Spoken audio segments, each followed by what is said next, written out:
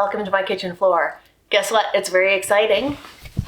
I'm making beer. Now, I'm not gonna lie, this beer seems to be struggling a little bit. I don't think we keep our house warm enough for it to be happy, so I've moved it into the kitchen near the oven where I think it has the best chance of thriving. But you're not here for that. We have many cups of spent grain from the beer making process, and we're not gonna let that go to waste. So today we're gonna be making recipes using spent grain from beer making.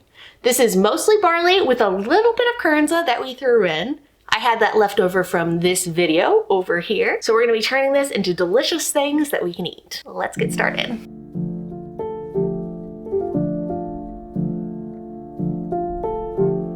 Beer is made by boiling grains, usually barley and sometimes other grains as well. In my case, it's a combination of barley and kernza. These grains are boiled for quite a long time until most of the starches and sugars have been released into the liquid that will later be fermented to become beer. What you're left with is these spent grains here. Now, nutritionally, this is mostly protein and fiber. There's no need to throw it away. In most larger commercial beer brewing operations, this spent grain will either be thrown away, used as animal feed, or composted. However, it's still plenty good for cooking. I'm just gonna give it a taste right now to see what we're dealing with. So it still has some of that malty flavor, which is really nice. And it has a lot of texture, a lot of gritty texture. I feel like I could chew that forever. It's not something that I'd want to eat just like this. It's definitely something that's gonna need a little bit of help to make it tasty. If you want a longer shelf life for your spent grains, you're gonna have to dry them out. These grains right here are what we'd refer to as wet, which is not particularly wet, but it's moist and hydrated. Instead of bothering with drying them out, we're just gonna use them as soon as possible. And one of the best ways to do that is to make bread. So that's where we're gonna start. Let's start by activating our yeast. We want 1 package of instant yeast. That's the same as 2 1/4 teaspoons. Or a scant tablespoon if you're lazy. We're gonna give our yeast some quick calories in the form of 1/3 cup of granulated sugar and 3/4 cups of warm water. Warm, not hot. If your water is boiling, you will kill your yeast.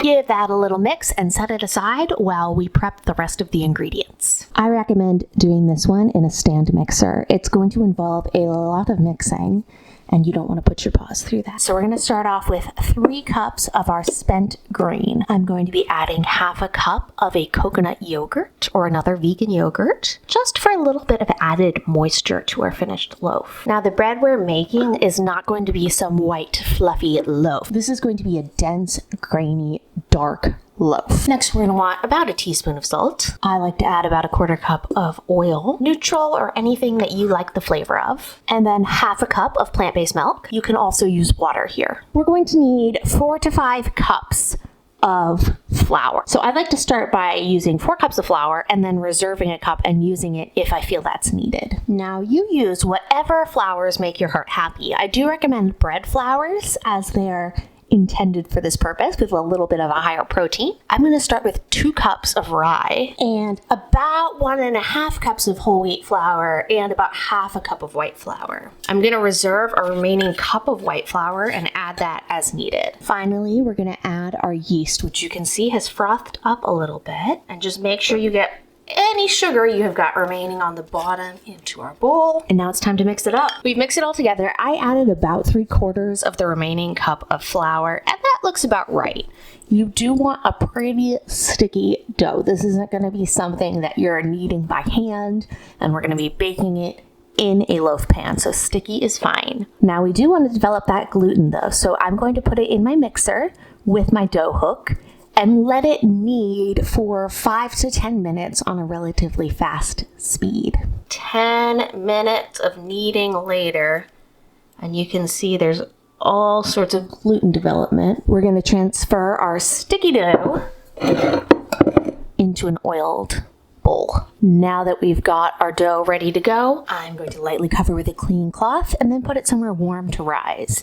As I mentioned earlier with regards to our beer, my house isn't particularly warm, so I actually like to put this on top of my Instapot and set it to the yogurt setting, which provides a nice and gentle heat that will help it rise.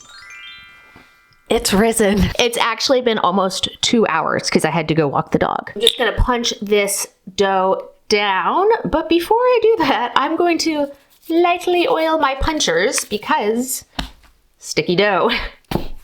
So much for oiling my hands. We should have enough here for 2 loaves. So I'm going to lightly oil 2 loaf pans. I'm gonna do it in metal and glass just to see if there's a difference. Spread out that oil and then separate the dough between the 2 pans. Next, you can use your spatula to just spread it out. It does not need to be perfect, but you do want it to be relatively even. No gaps in the pan, ideally. We're gonna get this cover back on and preheat the oven to 375. The oven is to temperature, which means we can put in our loaves. But first, I saw this thing a while ago on the internet where you can make like a crack in your banana bread by dotting it with butter down the center. I don't know if that applies to other breads, but I thought I would give it a shot. Actually, I'm honestly not even sure if that's what I want, but I like a good experiment, so we're gonna try it. On the metal loaf, I'm just going to do a row of small slivers of vegan butter. I am using Earth Balance here because my homemade stuff is a little bit too watery for baking applications. Into the oven they go at 375. These need to bake for about 45 minutes until they've risen and the crusts darken and get crusty, I guess. Our bread is out of the oven, and you can see where I put the butter down the middle. It did, in fact, cause it to crack there, whereas this one cracked just randomly. So I guess that hack works. I still don't know that I actually care. I guess this is a little more aesthetic looking. It is a cold, sleety, sludgy, rainy day here, so I thought we'd give a try at some hearty cookies. Seems like just the thing to make this day a little bit less miserable. We'll start off with about a cup of our spent grain, and to that we're going to add 1.5 cups of all-purpose flour, 1 teaspoon of baking powder, and 3/4 of a cup of sugar. We're also going to add 1 tablespoon of ground flax. Let's mix that together. Now it's time to add our wet ingredients. 1/2 cup of neutral flavored oil, a splash of vanilla extract, maybe about a teaspoon, and 1/4 cup of plant-based milk. That's looking pretty good. The only thing we have left are any mix-ins you might want. Now, I think you're gonna want between 1/2 cup and a cup of mix-ins. So this could be chocolate chips, nuts, raisins, other dried fruits, whatever it is that you like in your cookies. Personally, I think these would be the perfect cookies for walnuts. Something about the hardiness of the spent grain seems like it would pair really well with walnuts, but I'm out of them, so I'm going to be doing some chocolate chips and cashew pieces. We'll just fold that in. Let's sit this in the fridge until the oven is reached 350, and then we'll roll out our cookies. The oven is preheated. We've got our baking tray lined with a silicone mat, and I'm just gonna scoop these cookies out with this, I think it's a small size cookie scoop. It's a little bit more than a tablespoon. I think about 1.5 tablespoons. We've pushed this batch down into little like hockey puck shapes. Let's put them in the oven for about 15 minutes. For our last recipe, I thought we'd do something a little bit different. I was going back and forth on making a veggie burger or some black bean meatballs. They were gonna be kind of the same either way, if we're honest, but I think we're gonna go for the meatballs. So let's get started by heating some oil in a pan. To that, I'm gonna add about a teaspoon of cumin seed and a teaspoon or so of fennel seed. And we're just going to cook until these start to pop.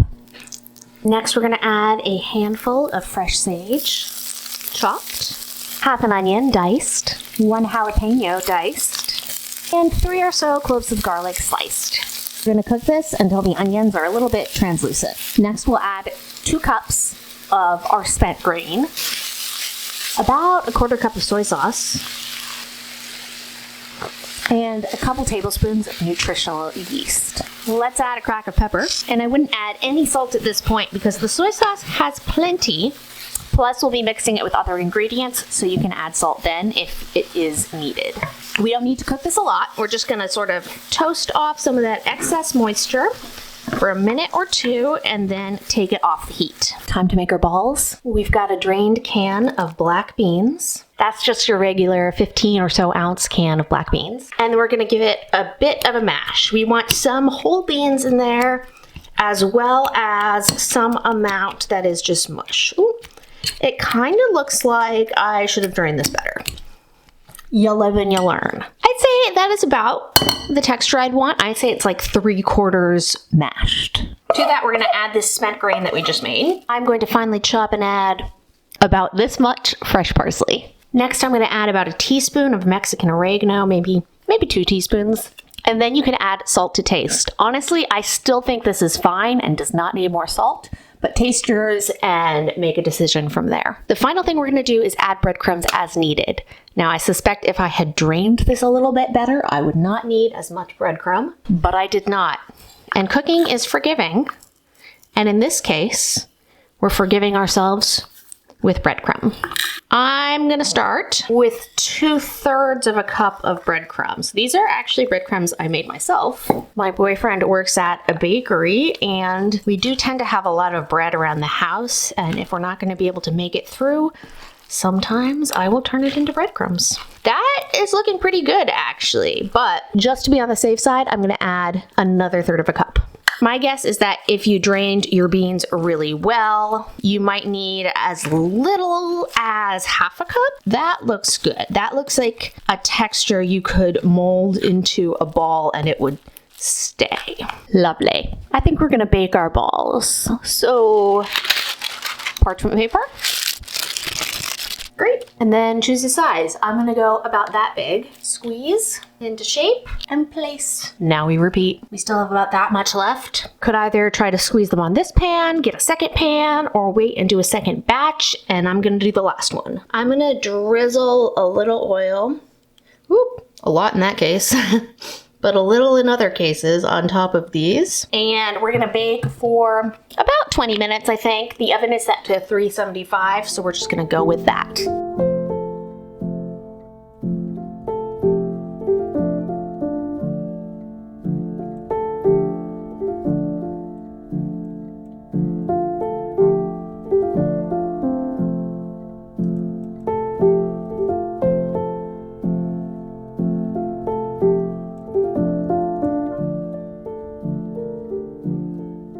Everything we made is done. Let's get to tasting. First, we're gonna start off with our bread. Honestly, I should have let this bread cool a little bit longer because it finishes the baking process, and if you wait to cut it until it's cooled, it will not dry out.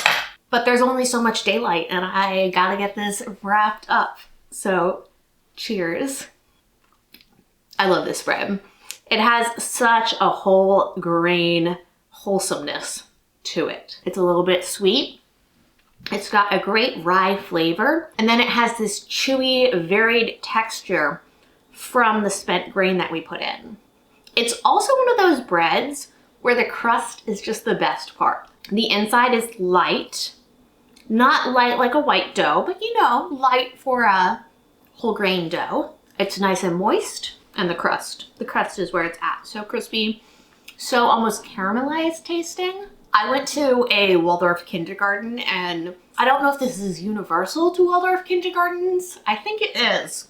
They would make homemade bread for us, and this reminds me of that, except for the bread we had was kind of a little bit drier and not as light on the inside. So I would say this is a little bit better than that.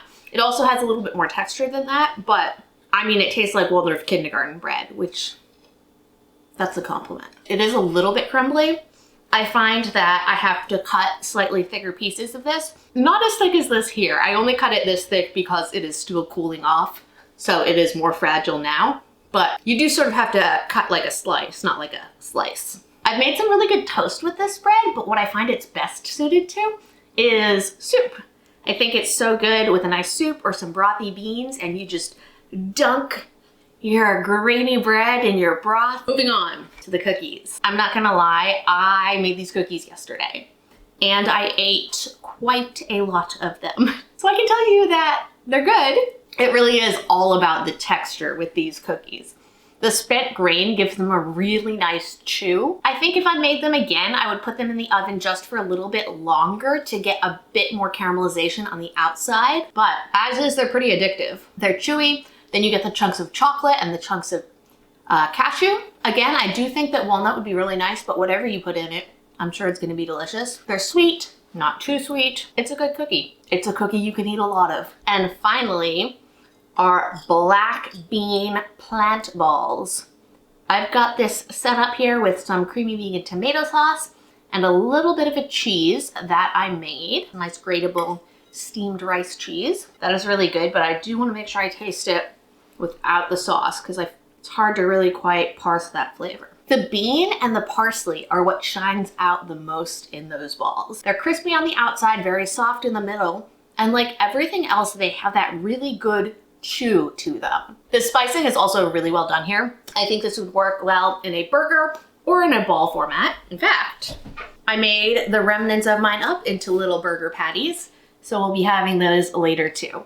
In the ball format, they are a little bit delicate. I would say if you want to make sure that these are not going to fall apart, you might want to add a bit more of an egg replacer in there, but I think they're perfectly good the way they are. Visually, you can see a lot of the texture from that spent grain. It looks almost a little bit grassy on the outside. And you do get some of that fibrousness. So not in every bite, but in some bites, you'll get like a little bit of that, oh, this is clearly fiber taste. But mostly what you get is a really nice chew. It really stops the bean balls from being too mushy, which is something that can happen without adding something else in. Absolutely delicious. And there you have it. We have 3 delicious vegan options using spent grains. Hopefully if you dabble in some homebrew yourself, one of these looks fun to you and you'll give it a shot. Let me know in the comments which of these sounds the most interesting. Also let me know in the comments if you happened to go to a Waldorf kindergarten and if you had Waldorf kindergarten bread. I feel like it's universal, but maybe I'm wrong. If you haven't had Waldorf kindergarten bread, don't worry. You can still heal your inner child and just make this bread. If you enjoyed this video, I'd very much appreciate it if you gave it a thumbs up. If you're able to hype it, maybe you should try hyping it. And if you subscribe and turn on notifications, you'll be the first to know the next time we post a video. Thanks, dears.